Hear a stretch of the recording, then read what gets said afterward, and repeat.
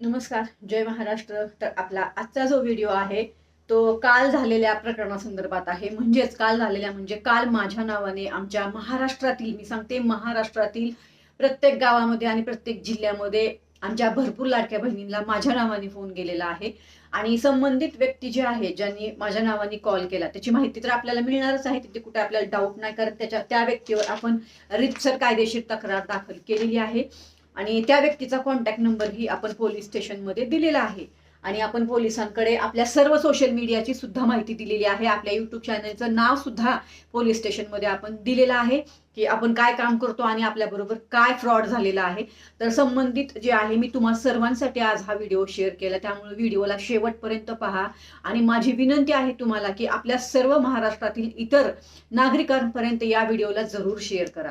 बघा, असे फ्रॉड कुठेही आता सध्या होतच आहेत. हे काय मी जे आहे ते टार्गेट एकटी झाली आहे का? आता नाही. या संबंधित जे फ्रॉड करणारे लोक असतात ना, त्यांना फक्त फ्रॉड करायचं असतं. आता तुम्हाला सगळ्यांना माहिती आहे की लाडकी बहीण योजना ही सध्या ट्रेंडिंग आहे. आणि हा एकच विषय आता बाकी बाकी होता जो आता आपल्या बरोबर झाला, तो पण आता संबंधित व्यक्तीने केलेला आहे. म्हणजेच काय, तर लाडकी बहीण पहिल्यापासून ट्रेंडिंगला आहे आणि या योजनेला जे आहे ना फक्त बदनाम करण्याचा प्रयत्न केला जात आहे नेहमीच. तसंच आता या योजनेच्या अंतर्गत मला सुद्धा बदनाम करण्याचा प्रयत्न केला गेलेला आहे. आता बदनाम कसं केलं बघा, आमच्या बऱ्याच लाडक्या बहिणींना कॉल गेला. आता माझे बरेच व्हॉट्सअप ग्रुप आहेत महाराष्ट्रामधून. आता त्या ग्रुपमध्ये कोण कोण कुठून जॉईन होतं काय होतं मला माहित नाही, पण जो संबंधित नंबर आहे ज्या नंबरवरनं कॉल गेला ना, तो नंबर जेव्हा मी ग्रुपला चेक केला ना की तो तिथं आहे का सर्चमध्ये, तर तो नंबर मला ग्रुपमध्ये दिसला नाही. पण त्या व्यक्तीने आमच्या महाराष्ट्रातील बऱ्याच लाडक्या बहिणींना कॉल केलेला आहे आणि त्यांना सांगितलेलं आहे की आम्हाला मनीषा धुमाळ मॅडमनी सांगितलंय कॉल करा आमच्या सर्व लाडक्या बहिणींना. आणि काय कॉल करा, तर त्यांची पर्सनल आणि अंतर्गत माहिती घ्या. म्हणजे माहिती पण त्यांनी एवढी डीप घेतलेली आहे ना. आणि आमच्या बऱ्याच महिलांनी त्यांना माहिती पण दिली, कारण काय झालं ना, आमच्या महिला ज्या आहेत त्या खूप भोळ्या आणि भाबड्या आहेत. त्यांना एवढं काही समजत नाही, सोशल मीडियाबद्दल जास्त काही माहिती नसते, बरोबर ना. तर त्यांना सांगितलं असं त्या व्यक्तीने, संबंधित व्यक्तीने ज्यांनी कॉल केला, ज्यांनी फ्रॉड केला ना, त्या व्यक्तीने सांगितलं आमच्या लाडक्या बहिणींना असं की मनीषा धुमाळ मॅडमने आम्हाला तुम्हाला कॉल करायला सांगितलंय. आणि त्यांनी सगळे नंबर आमच्याकडे शेअर केलेले आहेत, म्हणजेच त्या व्यक्तीकडं. आणि त्यांनी सांगितलं की ह्या सगळ्या महिलांची पर्सनल माहिती घ्या.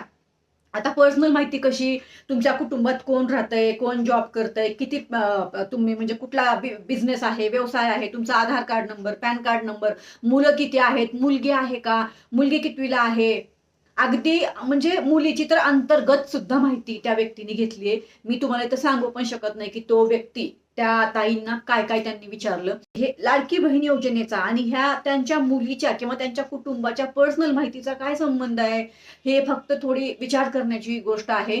ऍक्च्युली समोरच्या व्यक्तीने सांगितलं असं की तुम्ही जर मला पर्सनल माहिती नाही दिली ना, तर तुमचा जो आहे तो 1500 रुपये लाभ बंद होणार आहे, असं मी सांगितलंय. म्हणजे मनीषा धुमाळ ताईंनी सांगितलंय की तुमचा लाभ बंद करण्यात येणार आहे तुम्ही जर पर्सनल माहिती नाही दिली तर, असं त्या संबंधित व्यक्तीने सांगितलं, ज्यांनी फ्रॉड केला, माझ्या नावाची बदनामी केली. आणि त्या ताईंकडनं सगळी माहिती घेतली. आमच्या बऱ्याच महिला थोड्याशा शहाण्या झाल्या आणि त्यांनी ही माहिती दिलेली नाही. जेव्हा मला त्या ताईंकडनं मेसेज आला की ताई तुम्ही कुणाला सांगितलंय का ही पर्सनल माहिती अशी घ्या म्हणून आणि लाभ बंद होणार आहे, तुमच्या नावाने आम्हाला कॉल येत आहेत, लगेच मी त्यांचा मेसेज पाहिला आणि त्यांना डायरेक्ट मी कॉलच केला. कारण बघा, जेव्हा सिरियस काही विषय असतो तेव्हा मी अजिबात थांबत नाही. मी लगेच त्या ताईंना कॉल केला. मी व्हॉट्सअपला रिप्लाय दिला नाही, मी पटकन कॉल केला त्यांना. त्यांना म्हणलं काय झालं ताई, तर त्यांनी मला सविस्तर सगळी माहिती सांगितली. त्याच्यानंतर मी त्यांना जे बोलायचं ते बोलले आणि पटकन मी माझे सगळे ग्रुप आहेत ना ते ओनली ऍडमिन असतात रेग्युलर, कारण भरपूर मेंबर आहेत ना, मग कोणीही कुठूनही माहिती काही पण टाकतं, कुठल्याही लिंक टाकतं, म्हणून आपण काय केलंय, आपले सगळे ग्रुप आहेत ना ते ओनली ऍडमिन ठेवले. आपण काय करतो, जेव्हा योजनेच्या अंतर्गत हप्ता येतो ना तेव्हा आपण हे ग्रुप ओपन करत असतो.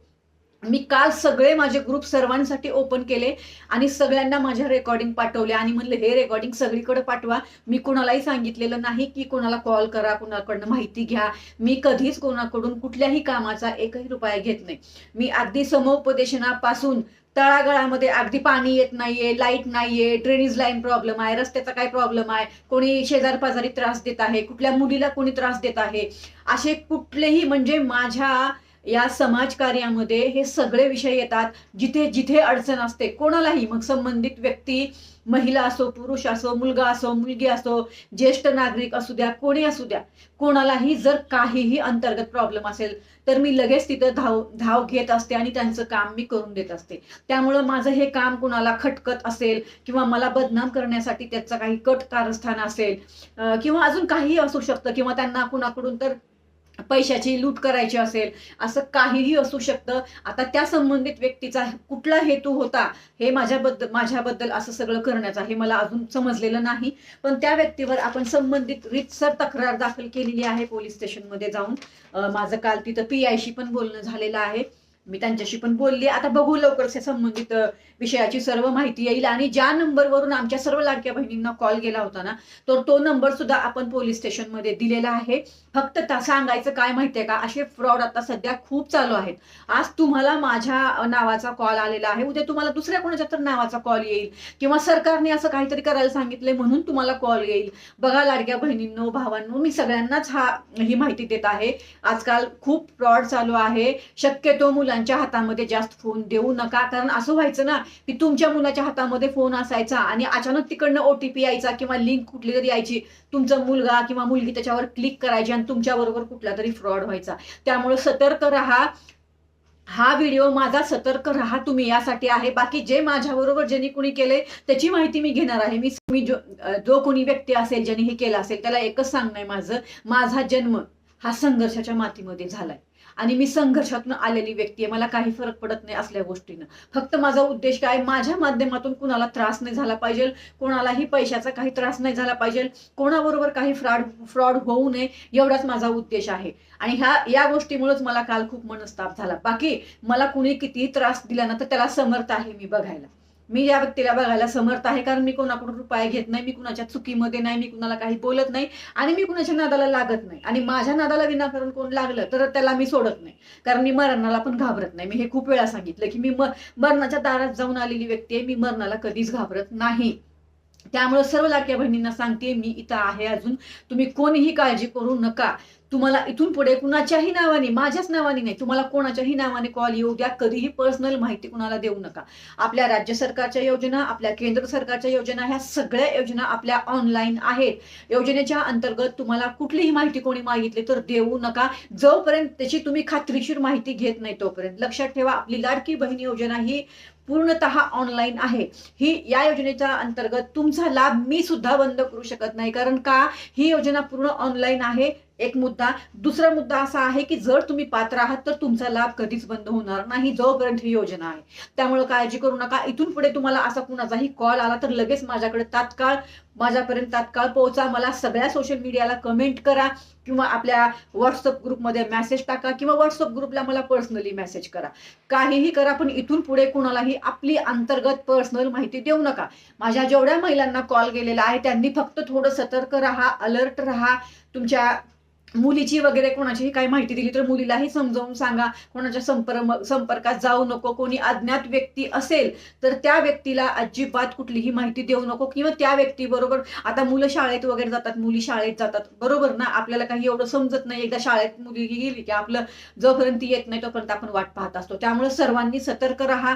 आपल्या मुलाबाळांना मी सगळ्यांनाच सांगते, ज्यांना कॉल गेला नाही ना, आता हा माझा व्हिडिओ ज्यांना कॉल नाही गेला त्याही माझ्या सर्व मुलींसाठी, लाडक्या बहिणींसाठी कॉल आहे. तुमच्याही मुलींना तुम्ही सतर्क करा, सतर्क राहायला सांगा.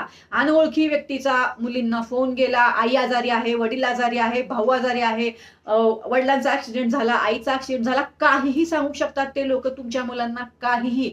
इथून पुढे कोणालाही आपली पर्सनल माहिती देऊ नका. माझ्या बरोबर जे झालं ह्याच्यातनं मी तर आहेच जागृत, पण तुम्ही पण जागृत राहावं म्हणून मी आज माझा हा व्हिडिओ शेअर केलाय. आणि जेव्हा मला काल ही माहिती मिळाली ना तेव्हा मी माझ्या सगळ्या सोशल मीडियाला मी सर्व माहिती दिली.